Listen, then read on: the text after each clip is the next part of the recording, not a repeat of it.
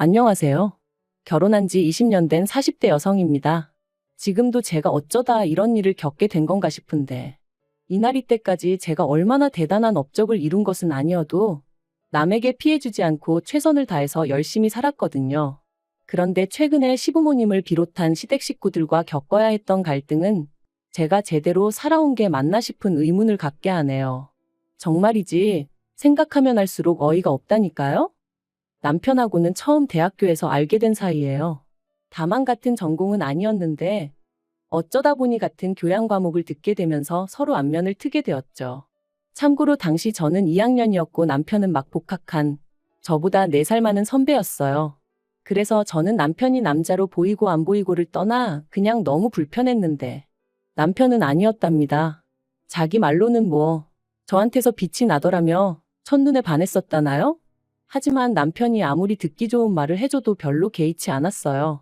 사실 그때만 하더라도 저는 누구랑 연애를 하는 것에는 별 관심이 없었거든요. 그래서 남편이 사귀자고 할 때마다 이 핑계 저 핑계 대가며 번번이 거절했는데 글쎄 남편이 포기를 안 하는 거예요. 그리고 그게 1년 이상 지속되니까 나중에는 어이없기도 하고 웃기기도 하고 얼마나 내가 좋으면 저 오빠가 저러나 싶더라니까요. 그래서 결국 알겠다고 했어요. 이제 와서 말이지만 솔직히 당시 제 속마음은 그래 사귀자는 거지 결혼하자는 것도 아닌데 사귀어보고 아니다 싶으면 차버리지 그런 생각도 있었거든요. 하지만 제 예상과는 달리 저희 두 사람의 연애는 8년이나 이어졌고 결국엔 부부의 연까지 맺게 되었네요. 이제 와서 말이지만 결혼까지의 과정이 순탄치만은 않았어요.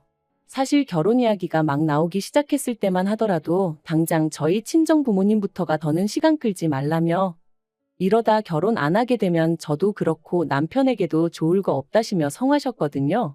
그리고 남편은 진작부터 결혼 이야기를 꺼내던 사람이었으니 저희 친정 부모님의 이런 말씀을 너무나 기쁘게 받아들였어요.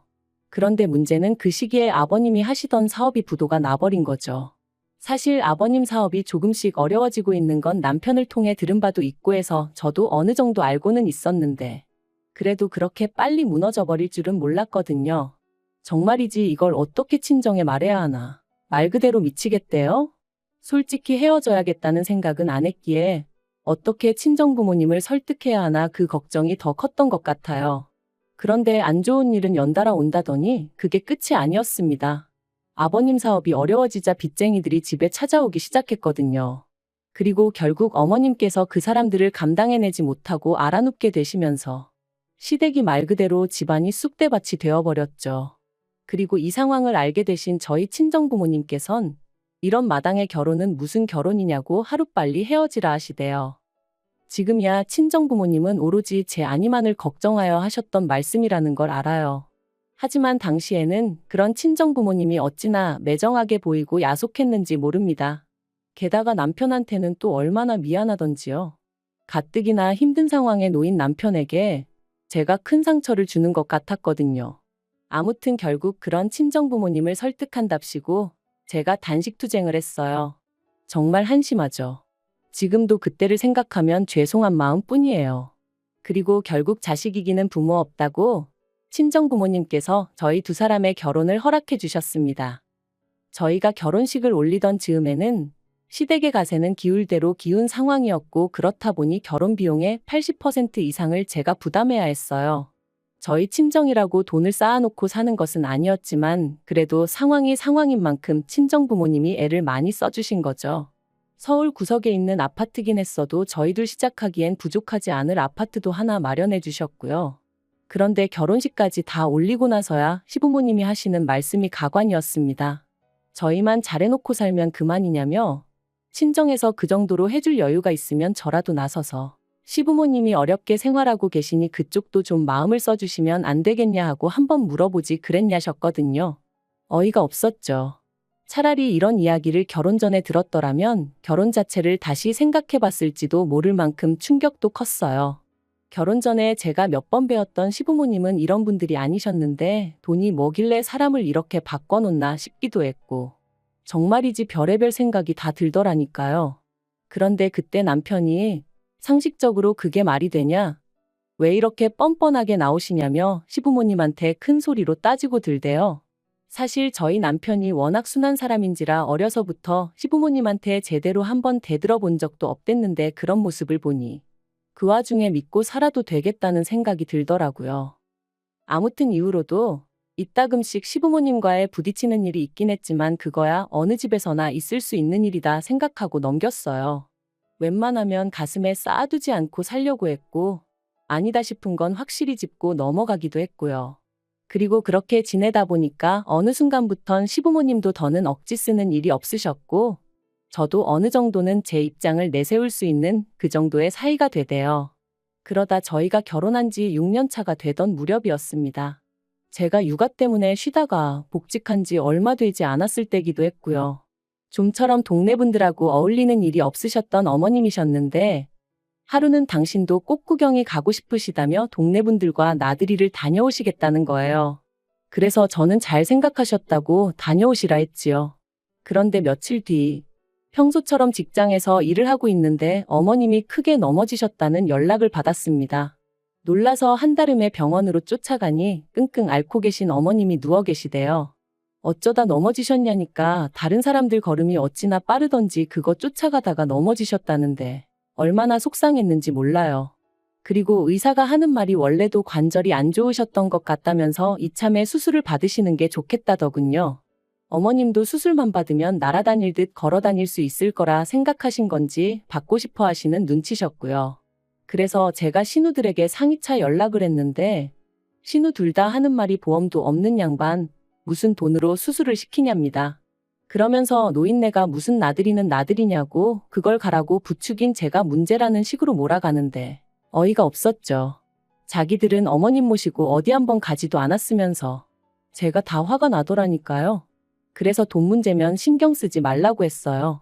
사실 제가 저희 친정부모님 보험 들면서 시부모님 것도 들어놓고 있었거든요. 보험비야 그거 얼마 되지도 않았고 말한다고 신우들이 줄 것 같지도 않아서 그냥 제가 내고 있었고요. 한편 관절 수술을 받으신 이후로 어머님은 계단을 오르내리기를 무척 꺼려 하셨어요. 사시는 곳이 엘리베이터가 없는 빌라다 보니 외출을 하시려면 계단은 피할 수가 없었는데 말이죠. 병원에서도 재활을 위해서라도 계단으로 다니시는 게 좋다고 했지만 적응되기까지는 어쨌든 시간이 필요하기도 했고 그리고 그런 어머님도 어머님이지만 남편이 그런 어머님이 안쓰러워 안절부절 못하는 걸 보니까 제 마음이 너무 안 좋더라고요. 그래서 제가 결단을 내렸습니다. 그건 바로 시부모님을 아파트로 이사를 시켜드리는 일이었죠. 사실 시집 올 때 결혼 미천을 친정부모님이 대주시기도 했지만 그런 와중에 여자도 비상금으로 얼마는 들고 있어야 한다며 친정어머니가 따로 챙겨주신 돈이 있었어요. 그래서 그걸로 제가 주식을 좀 했는데 거기서 생각보다 수익이 좀 났었거든요. 그래서 그 돈에 남편과 제가 같이 모은 적금 그리고 시부모님이 당시 살고 계신 빌라의 보증금 전부 다 싹싹 끌어모으고 그래도 부족한 건 대출받으면 어떻게든 되지 않을까 싶더라고요. 그래서 남편에게 이야기를 꺼내니 남편이 어쩔 줄 몰라 하대요. 고맙다 하면서도 미안하다 그러고 미안하다 하면서도 몇 번이나 고맙다 하고 제 성격이 원래 마음먹은 건 빨리빨리 해치우는 편이다 보니 마음먹은 그날부터 열심히 발품눈품을 팔았습니다. 그래서 덕분에 세대수가 많지 않고 금매로 나온 아파트 하나를 찾긴 했는데 계약 직전에 대출을 조금이라도 줄여볼까 싶은 생각에 신우들에게 연락을 했어요. 아무리 그래도 자기들 부모님 모실 아파트를 마련하자고 하는 건데 얼마라도 보태겠지 싶은 기대도 솔직히 있었고요. 그런데 신우들 하는 말이 남편과 저희 둘이 낸 아이디어 아니냐며 그러니까 저희 둘이 알아서 하라대요.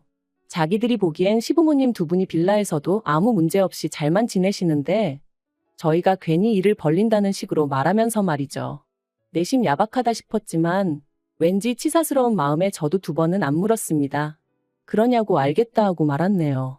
그리고는 어차피 이렇게 된 거 이러나 저러나 제가 집어넣은 돈이 제일 많으니 제 명의로 사서 살게 해드리자 그렇게 된 거였어요. 남편하고 공동 명의로 할까 싶기도 했는데 남편이 그냥 제 명의로 사라고 하더라고요. 그리고 그렇게 시부모님을 아파트로 모셨는데 두 분 다 그때까지도 명의에 대해서는 이런 방구도 없으시더니 갑자기 트집을 잡기 시작하셨어요. 집 사는데 당신들 전세 보증금도 들어갔으면 공동 명의를 했어야 하는 거 아니냐면서 제가 마치 두 분 전세 보증금을 가로챘다는 식으로 말씀을 하시더라고요. 너무 황당하고 어이가 없어서 그러면 처음부터 제가 이사하자고 했을 때 싫다 하시지 그러셨냐니까 그건 또 못 들은 척 하시고. 결국 제가 그런 시부모님께 그럼 그 보증금 빼드릴 테니 다시 사시던 곳으로 돌아가시겠냐 물었습니다. 아니면 대출이고 뭐고 두 분이서 다 갚으시겠냐고. 그러면 저는 제 돈 다 빼서 나가겠다고요. 그랬더니 그제서야 더는 입 딱 다무시고 명의 가지고 왈가왈부를 안 하시더라니까요. 물론 이후로도 다른 시시콜콜한 일들로 제 속을 긁으시기 일쑤였지만요. 한편 남편과의 결혼 생활은 어느새 안정기에 접어들어 여러 가지로 만족스러운 나날이었어요. 남편이나 저나 서로 싫다하는 건 안 하는 성격이다 보니 서로 마음고생시키는 일도 없었고 종종 주변에서 신혼이냐 물을 만큼 사이가 좋았답니다. 그런데 그런 남편이 올해 초 퇴근길에 신호등 건너다가 버스에 치여서 제대로 인사도 못하고 떠났어요. 앞으로 한 10년만 더 일하고 은퇴하자. 은퇴해서 우리 둘이 여기저기 여행 다니며 재밌게 살자. 그 무렵 남편이 입버릇처럼 하던 말이었는데 그렇게 허무하게 떠나더라고요. 인생 참 별거 없다 싶대요. 그러다 지난달이었습니다. 웬일로 시부모님도 그렇고 신우들까지 저더러 만나자고 하더라고요. 여러 가지로 정리를 좀 해야 하지 않겠냐면서 말이죠. 그리고 그때 직감적으로 돈 이야기를 하려는 건가 싶더라고요. 남편 생전에 시부모님 생활비 대부분을 저희가 담당했었거든요. 참고로 시부모님한테 저희가 100만 원, 신우 둘이 각자 25만 원씩 보내드리다가 남편 떠나고 나서는 제가 보내드리던 돈을 줄였습니다. 맞벌이에서 당장 외벌이가 된 것도 있었고 어쨌든 산 사람은 살아야 된다고 저도 저지만 미술 전공이던 딸의 수업료를 생각하면 어쩔 수 없는 선택이었죠. 그래서 50만 원만 보내드린다 말씀드렸고 아버님 어머님 두 분 다 수학이 너머로 목소리가 좋진 않으셨지만 알아서 하라고 하시대요. 그리고 솔직히 그 당시 저에게는 두 분 기분을 헤아려 드릴 만한 여력이 없기도 했고요. 아무튼 그렇게 약속 당일 시댁에 다 같이 모였는데 큰 신우가 먼저 저에게 할 이야기가 있다고 하더니 생각지도 못한 아파트 명의 이야기를 꺼냈습니다. 그리고 이어지는 말이 얼마나 어이가 없었는지 몰라요. 한다는 소리가 아들 잃은 부모 마음이 오죽하겠냐 하더니 아버님 어머님 두 분 다 너무나 외롭고 헛헛해 하신다면서 이참에 두 분 살고 계신 제 아파트 명의를 두 분 명의로 바꿔드리면 안 되겠냐는 거예요. 그러면 하다못해 아들이 당신들한테 집이라도 해주고 떠났다 뭐 이런 위로를 받으실 수 있지 않겠냐면서 말이죠. 그리고 저는 그런 말도 안 되는 소리를 듣고만 있을 수는 없더라고요. 그래서 제가 비록 대출을 남편하고 같이 갚긴 했지만 그래도 제 명의인 아파트인데 명의를 바꿔드린다고 아버님 어머님이 위로를 받으신다니 뭔가 좀 말이 안 되는 것 같다고 싫다고 했네요.